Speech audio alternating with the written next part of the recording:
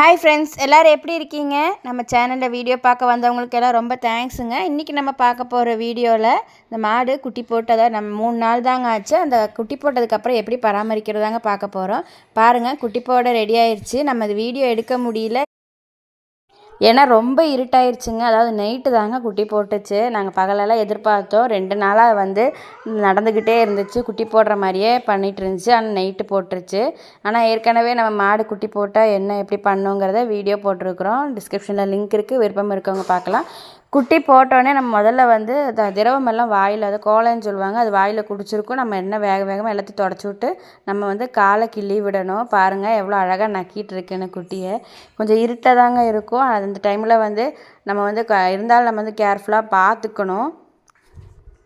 இதுக்கப்புறம் தாங்க குட்டியையும் மாட்டையும் நம்ம ரொம்ப கவனமாக பார்க்கணும். அதுதாங்க இந்த வீடியோவில் பார்க்க போகிறோம்.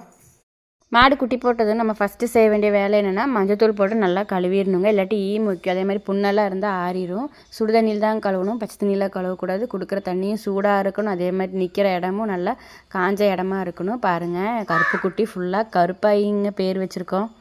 அடுத்து நம்ம கொடுக்க போகிற ஃபுட்டுன்னு பார்த்தீங்கன்னா, இது ஃபஸ்ட்டு சோள மாவு, மக்காச்சோள மாவுன்னு சொல்லுவாங்க. மக்காச்சோள மாவு கஞ்சி, பச்சரிசி கஞ்சி, இதெல்லாம் தாங்க கொடுக்கணும். எல்லாமே சூட சூட கொடுக்கணுங்க. இது பச்சரிசி கஞ்சி.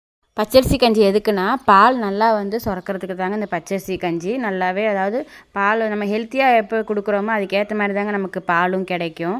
மக்காச்சோள மாவையும் நம்ம கஞ்சி மாதிரி வேக வச்சு தாங்க கொடுக்கணும். பாருங்கள் எப்படி வேக வச்சிட்ருக்குறோன்னு. இப்போதைக்கு கருப்பை, அதாவது கண்ணுக்குட்டிக்கு எந்த கவனிப்பும் தேவையில்லை. கண்ணுக்குட்டிக்கு பால் மட்டும் விடணும், ஆனால் அளவாக விடணும்.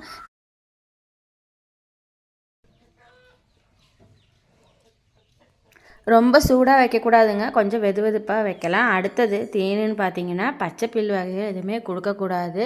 நம்ம கொடுக்க வேண்டியது வக்கைப்பில்லு தாங்க. அது காஞ்சது, அதாவது 1 வாரத்துக்கு பச்சையை கொடுக்காம காஞ்ச ஐட்டமாக போடுறது ரொம்பவே நல்லது.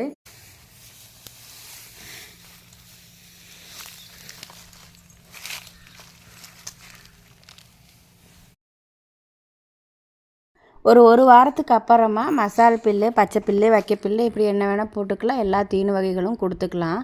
நல்லா தீனு கொடுத்து பார்த்துக்கிட்டா நமக்கு நல்லா பால் வளம் கிடைக்கும். அதே மாதிரி ஃபஸ்ட்டு சீம்பாலில் நம்ம கேக் மாதிரி செஞ்சு சாப்பிட்லாங்க. ஏன் கண்ணுக்குட்டிக்கு விட மாட்டிங்களான்னு கேட்காதீங்க. கண்ணுக்குட்டிக்கு நம்ம அளவாக தான் விடணும். இல்லாட்டி கண்ணுக்குட்டி நல்லா வயிறு போகுங்க. நிறைய கொடுத்தோன்னா நம்ம கண்ணுக்குட்டியை இந்த ஒரு வகையில் தாங்க ரொம்ப கவனமாக பார்த்துக்கணும்.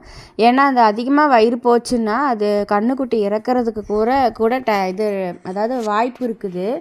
அதுக்கப்புறம் நம்ம பால் ஃபஸ்ட்டு நாள் கறக்கிற சீம்பால் ரொம்பவே நல்லது. பாதி கண்ணுக்குட்டிக்கு விட்டாலும் மீதியில் நம்ம எடுத்து கேக்கு மாதிரி செஞ்சு சாப்பிடுவோம். உங்களுக்கு அடுத்த வீடியோவில் காட்டுறோங்க. அதுக்கப்புறம் பால் கறக்கும்போது நம்ம மடியை நல்லா கழுவி, அதாவது சுத்தமாக இருக்கணும் மடி. அப்போ பால் நல்லா கெட்டு போகாமல் சுத்தமாக இருக்கும். கொஞ்சம் விளக்கெண்ணெயை தேய்ச்சி இழுத்தோன்னா நல்லாவே ஸ்மூத்தாக வரும். அதாவது எந்த வித கஷ்டமும் இருக்காது. பாருங்கள் எவ்வளோ அழகாக வருதுன்னு. அதே நேரத்தில் மாட்டை கண்ணுக்குட்டி முன்னாடி விட்டோன்னா அது கண்ணுக்குட்டியை தடவிட்டு அதுக்கு நமக்கு ஒத்து போகும் பால் கறக்கிறதுக்கு. இல்லாட்டி ஓடிக்கிட்டே இருக்கும். ஒன்று கால் கட்டி கறக்கலாம், இல்லாட்டி கண்ணுக்குட்டியை முன்னாடி விட்டு கறக்கலாம். இங்கே பாருங்கள் எவ்வளோ அழகாக நமக்கு ஒத்து போகுதுன்னு. கண்ணுக்குட்டியை முன்னாடி விட்டதோ தடவிக்கிட்டே நமக்கு ஒத்து போய் பால் கொடுத்து கறக்க விடுது. அதே மாதிரி ஃபஸ்ட்டு நாள் 2வது நாளில் நம்ம ஒரு மாதிரி ரொம்ப எல்லோ கலராக இருக்கும். அதுக்கு அடுத்த நாள் 3வது நாள் 4வது நாளுங்கிறப்போ கொஞ்சம் லைட்டாக மஞ்சள் கலர் அடிச்சிருக்கும். இதை நம்ம காய்ச்சி, அதாவது வெல்லமும் ஏலக்காய் மட்டும் போட்டு காய்ச்சி குடித்தோன்னா செம டேஸ்ட்டாக இருக்கும். ரொம்ப நோய் எதிர்ப்பு சக்தி அதிகமானது, ரொம்ப ஹெல்த்தியானது. இந்த மாதிரி சீம்பால்லாம் கிடச்சா விட்டுறாதீங்க. முடிஞ்ச அளவுக்கு நம்ம இதெல்லாம் சாப்பிட்றது ரொம்பவே நல்லது. குழந்தைங்களுக்கும் கொடுக்கலாம். ஓகே ஃப்ரெண்ட்ஸ், இந்த வீடியோ உங்களுக்கு பிடிச்சிருந்தா லைக் பண்ணுங்கள், ஷேர் பண்ணுங்கள், மறக்காமல் சப்ஸ்கிரைப் பண்ணுங்கள்.